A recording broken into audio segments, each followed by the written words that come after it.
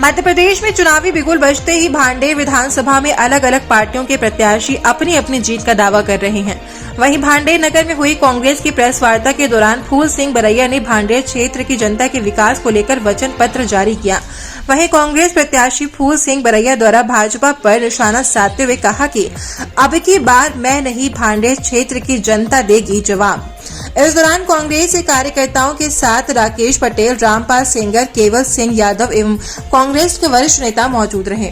पर फर्क पड़े, अशांति पैदा हो जाए, मैं वो काम करूंगा, शांति रहेगी, सद्भाव रहेगा, हमारे आपके बीच में भाईचारा रहेगा। ये वाला धर्म मैं प्रचारित करता हूँ, मैं कोई दंगा वाला धर्म नहीं चाहता। आपके एक युवा कांग्रेसी बीजेपी में शामिल हुए हैं, भानु ठाकुर, दो शब्द उनके लिए कहेंगे। नहीं, देखिए, ये डेमोक्रेसी है। डेमोक्रेसी में सभी को समझने, सुनने, अपने विचार व्यक्त करने, अपने विचार की आज़ादी पर काम करने का अधिकार है।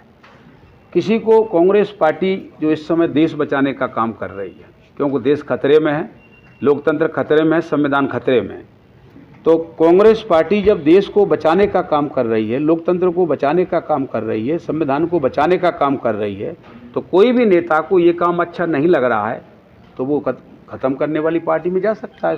हम उसको क्या कहें। श्रीमान, एक प्रश्न हमारा भी, आप पिछली बार विधायक बने थे, जब भी मैंने प्रश्न किया था और तब से अभी तक हर विधायक से मैं करता आ रहा हूँ, पूर्ति नहीं कर पाया।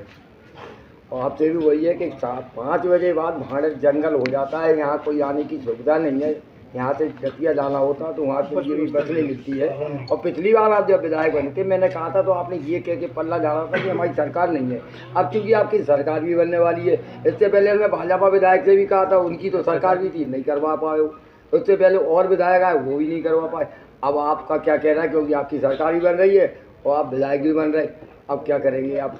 ये बहुत बड़ी समस्या भांडेर। ये जो आपने बात कही है, ये आपने गलत नहीं बोला, सही बोला है कि मैं था, मेरी सत्ता नहीं थी। आपने नहीं कहा था, और सरकार नहीं थी तो ये काम मैं नहीं कर सकता, लेकिन अब सरकार बन रही है, ये काम मैं करूंगा, ये आप लिख लो आज। क्योंकि बड़े लोग तो अपनी मोटरसाइकिलों से उससे चले जाते, गरीब तबके के लिए कोई साधन नहीं करेंगे, हम इस काम को करेंगे पक्का पक्का।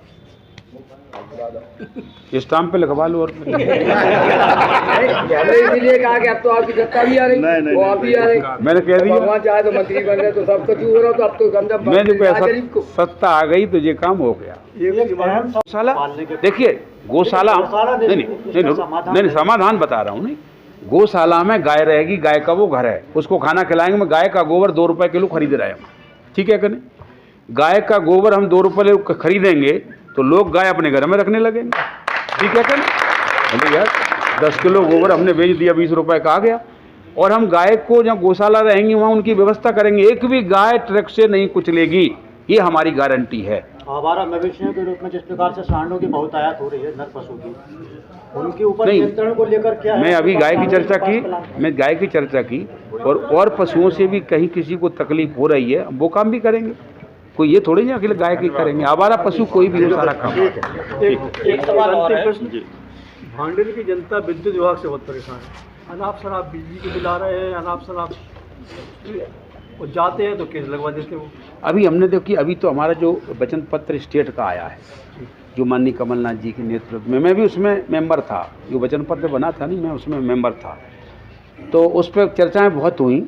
लेकिन अभी हम इस नतीजे पर पहुँचे हैं कि 100 यूनिट तक बिजली माफ़ करेंगे और 200 यूनिट हाफ करेंगे, और सिंचाई की 5 हॉर्स पावर की मोटर को हम हाफ माफ़ करेंगे और 10 हॉर्स पावर की हाफ करेंगे। ये अभी हमने किया है।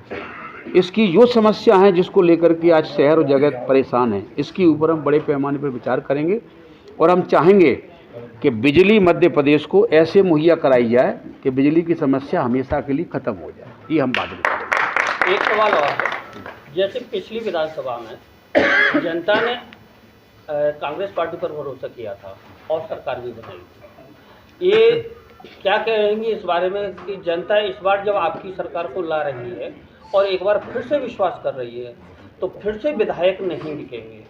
अगर आपके विधायक फिर से टूटते हैं तो फिर क्या करेंगे आप?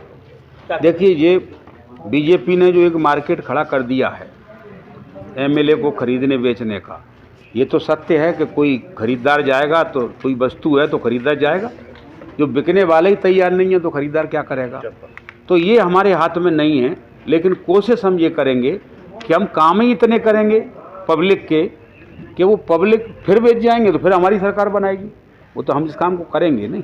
लेकिन कोई ये कहे कि बीजेपी के लोग हैं वो नहीं बिकेंगे, जब दूसरों के खरीद रहे हो तुम्हारे भी खरीदने वाला कभी पैदा होगा, ऐसे तो डेमोक्रेसी खत्म हो जाएगी। ये डेमोक्रेसी खत्म करने का जो आपने सवाल किया था, नहीं जो आपने सवाल नहीं किया था अभी कि क्या डेमोक्रेसी खत्म करने के क्या पॉइंट है, ये 35 करोड़ में एमएलए बिकना खरीदना, ये तो डेमोक्रेसी खत्म करने का, संविधान खत्म करने का बिंदु नहीं, ये भी उसी में जुड़ता है। तमाम भांडर के मुद्दों पर आपने चर्चा की, लेकिन जो एक मेरा सवाल है कानून व्यवस्था को लेकर के कहीं ना कहीं कानून पर लोगों का भरोसा नहीं हो रहा है और जनप्रतिनिधि नेता इस पर कैसे संज्ञान लेंगे? कानून में तो बीजेपी की तुलना में कांग्रेस 1000 गुना कानून लॉ एंड ऑर्डर में स्ट्रांग है। आप बीजेपी की तरफ से कानून व्यवस्था वो हमेशा भंग रहती है, क्योंकि बीजेपी का मानना है कि अहिंसक चीज़ ठीक नहीं है, हिंसक चीज़ बनानी चाहिए, और कांग्रेस हमेशा अहिंसक सेकुलर पार्टी है। तो कांग्रेस का राज आ जाएगा, लॉ एंड ऑर्डर सुधर जाएगा, ये मेरी गारंटी मैं आपको बता रहा हूँ।